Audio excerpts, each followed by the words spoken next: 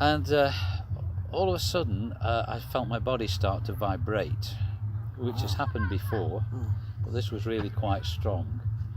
And then the next thing that happened was my heels began to tingle. So I reached down the bed to see if I could feel what was wrong, but I couldn't feel anything. It just felt quite normal.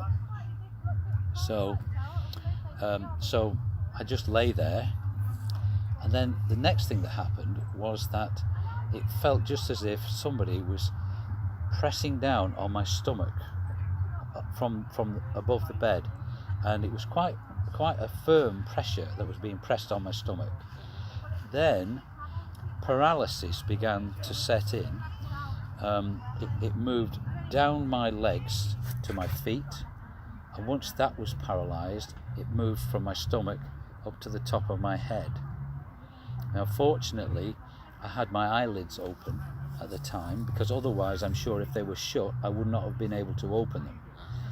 But as is always the case, almost always as far as I know, if you've got your eyeballs open when you're in this paralyzed state, you can still move them and you can look around the room. So I was able to do that, and I was quite aware that it was an ET encounter, and I'm quite used to it. So I really wanted to speak to them.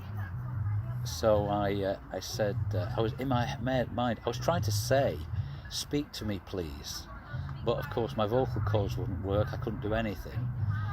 So, but through some great effort, I managed to just move my head maybe a tiny amount, so that I could peer over the bedclothes and look.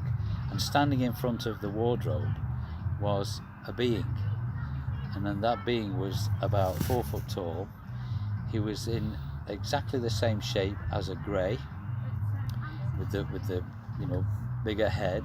The eyes were exactly the same as a grey's eyes, and black, absolutely black, but the whole of the body was made out of light. So, and the light did not illuminate the room at all. It was contained within the body of this being. But it felt as though as soon as I saw the being, and the being recognized that I could see him or her or whatever, the being went across and went through the wall. And as soon as the being was gone, the paralysis left me. So I got out of bed quickly, looked through the window to see if I could see a craft above the place, but I couldn't. But I had no doubt at all that that was an ET encounter of some kind.